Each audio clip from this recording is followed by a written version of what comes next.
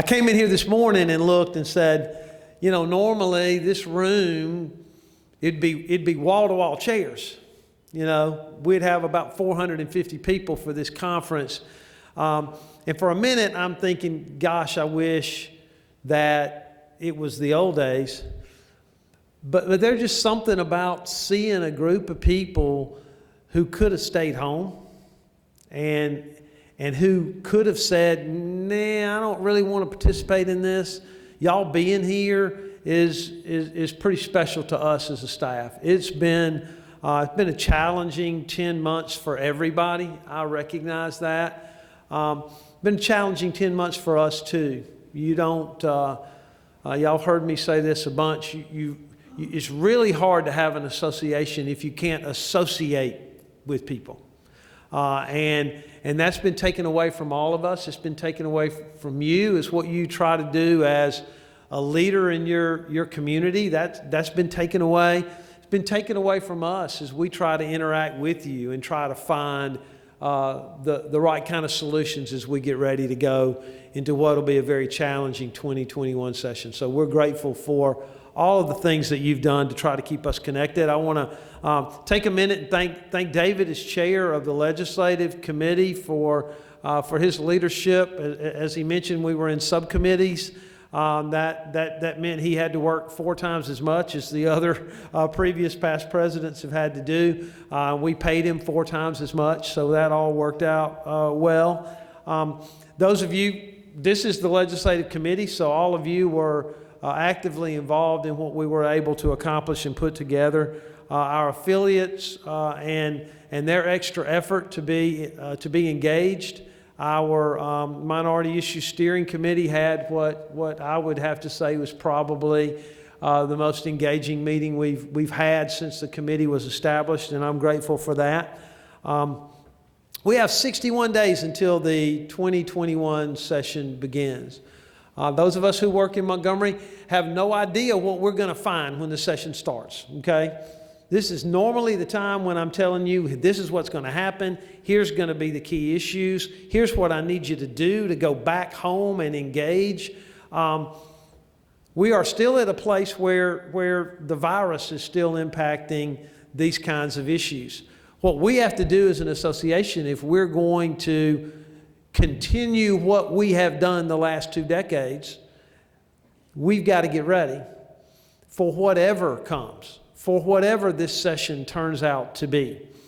Is it the normal session, meeting on Tuesdays and Thursdays and committees on Wednesdays? We know how to handle that. Y'all know how to engage in that regard. We as a staff know how to reach out to you and get you engaged. Is it different? If it is, then how do we react to that? The staff has been working very, very hard. This process has been different. Abby will talk about it after lunch. The things that the staff has put together to have us ready to engage if in fact the session is different. Okay? If the session is different, we have a plan for that. Now, that plan's going to be implemented if the legislative committee picks it up, puts their arms around the other commissioners and the staff leaders in their county, and if each of you say, okay, this is the new set of rules for this year, and this is how we engage. Our success will be dependent upon you this session, probably more than any in my more than 30 years here. There have been times when the legislative committee has been in the back seat and watched, and people come up after the session and go, when I was on the legislative committee, man, we didn't do much. That's not going to be how it works this session if we are to succeed. If we are, y'all are going to be actively engaged. And we don't have a whole lot of time. February 2nd, 61 days from today, the session begins. The Constitution puts the legislature in session. They're in session on February 2nd, no matter what the virus does. They're in session. They're gavelled in. The journal opens and people start dropping legislation. We're going to talk real fast about our priority bills. Y'all all know what they are. You've been in committee meetings for 3 months about them, so I'm not going to spend an enormous amount of time on them.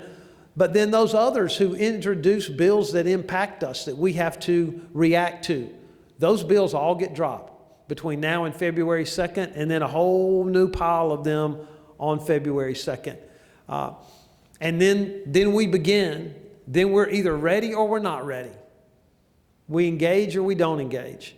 I just say to you, there hasn't been a time since I've been here when y'all have failed to do what we needed you to do. I'm certain this is not going to be the year when that happens, but I am going to encourage you to react when we ask you to react. We will not lean on you and ask you to react on those things we can handle ourselves. But on the things we can't get done as a staff, when we ask you, we need you to respond.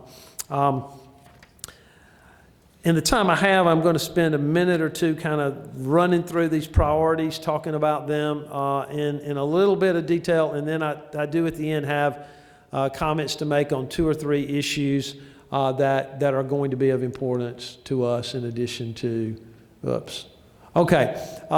Senator Arthur Orr introduced a bill late in the regular session, and when the legislature came back, they were unwilling to move on anything other than the budgets and local legislation. But this bill will certainly be introduced. It's one of our 2 additional priorities this year on top of the things that we had last session that did not become law. And that is providing some liability protection for counties and businesses that follow the CDC protocols, that do the things that they should have done under the procedures that they should have followed, but yet still become the target of lawsuits. And we don't know what's going to happen with regarding to litigation after this pandemic is over. And so this legislation is significantly important for us. You've put it on your priority list. We're grateful to Senator Orr for his leadership last session, getting out front on this, handling the negotiation, and we hope that this bill is one of those that Senator Reed talked about that'll be given some priority. I'm going to just kind of flip through these. If you've got a question, raise your hand. None of these should be a surprise to all of you because we talked about these already on 2 or 3 different webinars. The Supreme Court has rejected our request for rehearing on the tax sale ruling from a few months ago. Just 2 seconds of background. Alabama law requires that when property is sold for the failure to pay ad valorem taxes, Alabama law requires that sale be held on the courthouse steps.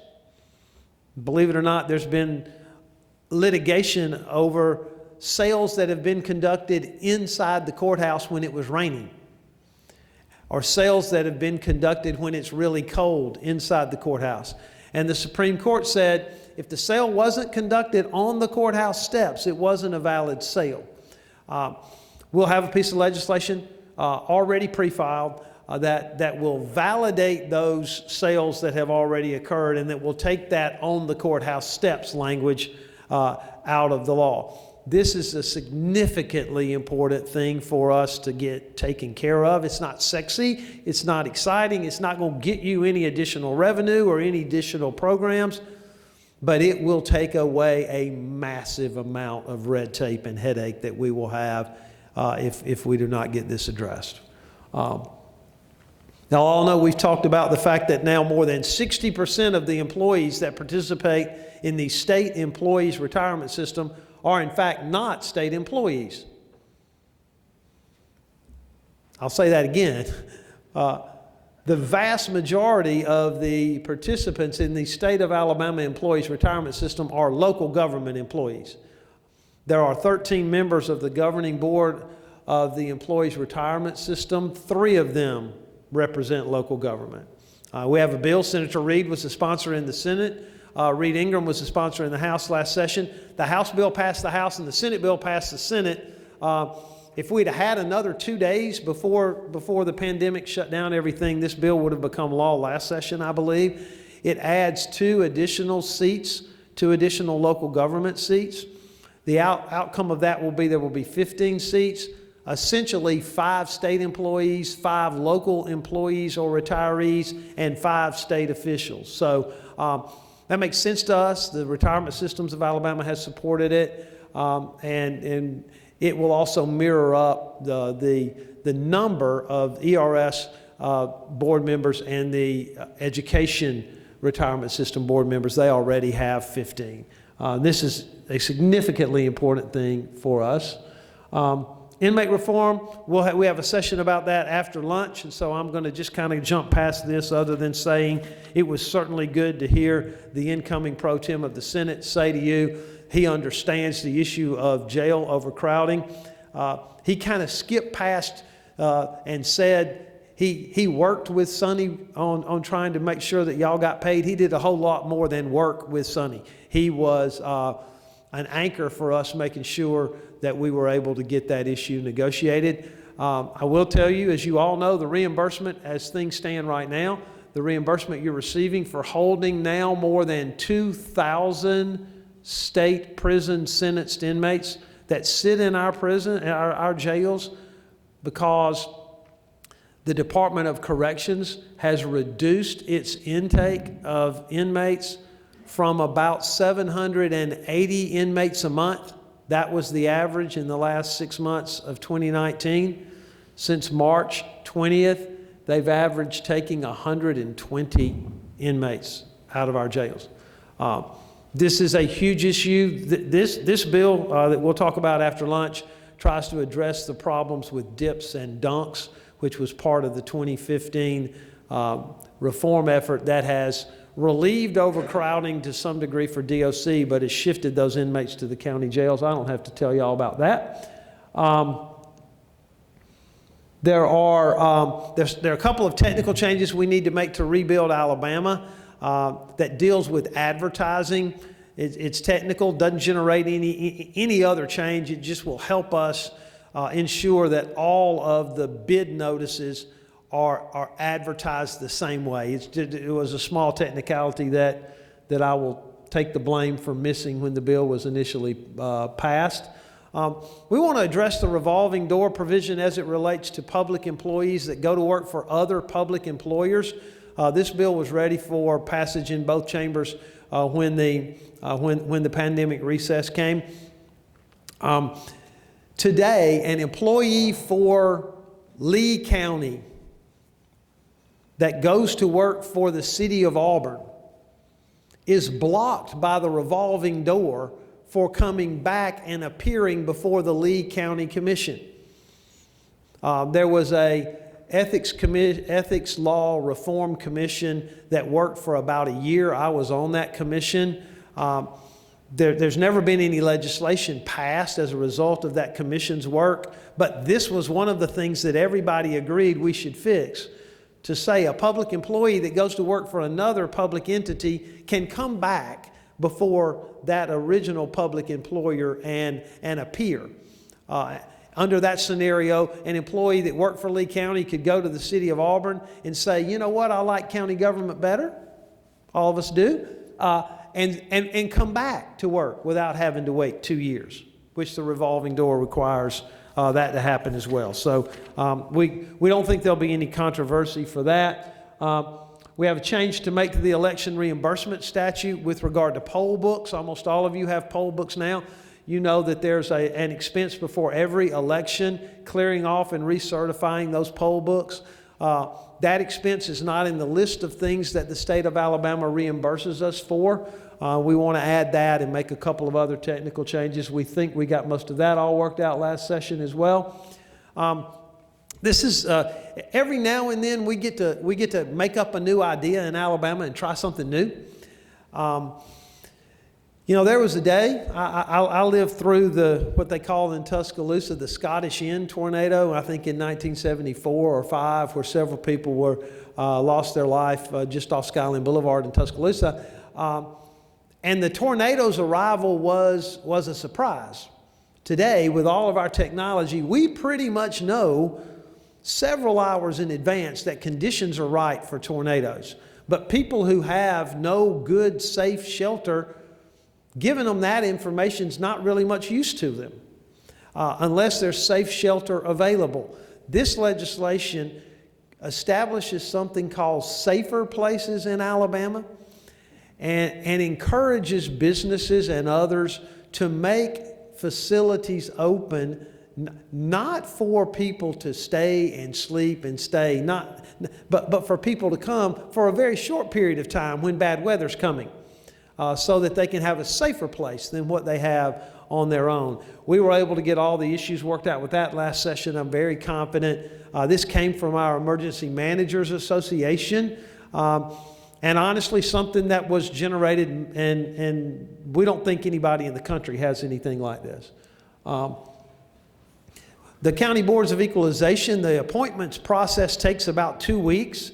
Often people get appointed to the Board of Equalization not realizing what they have to do, that they have to hear property tax disputes, and when they figure that out, they decide they don't want to serve.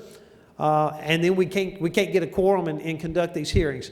It just makes a technical change to allow us to appoint interim people to serve if, in fact, we have people who resign at the last minute. And there you go. The Board of Directors has established that as our priorities for the coming session. Also given the staff the ability to move forward with anything else off the quadrennial goals section of the Alabama County platform, which, by the way, you'll be asked to vote on after lunch. If you haven't already downloaded it off the app, if you would please do that so you can see it. Let me just mention a couple of other things real fast. I know I'm supposed to be finished, Mr. President, at 11:05. I'm not going to take all your time up, Mr. Culver. The prison reform issue is going to be one in which we're going to ask you to engage again as we did in the 2020 session. You adopted a policy in 2020, and it is in the platform that you will vote on again this afternoon, that says the following: Alabama counties oppose any changes to laws related to the operation of the prison system in Alabama until or unless the legislature corrects the unintended consequences from the 2015 Prison Reform Act. Now, that's given us pretty strong direction as a staff. Last session, we asked for a public hearing on more than a dozen bills that would have violated that policy. And the idea is what happened in 2015 helped the prison system. We'll talk about that after lunch. But it shifted those inmates to the county jails. Any bill that makes it worse needs to be held up until we visit the problems from 2015 and make those corrections.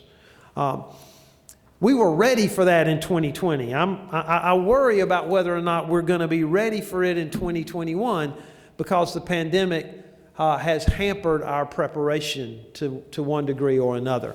That means you're going to have to be ready to help us move forward. There is substantial support inside the legislature for addressing this jail overcrowding issue because y'all have been working it at the local level.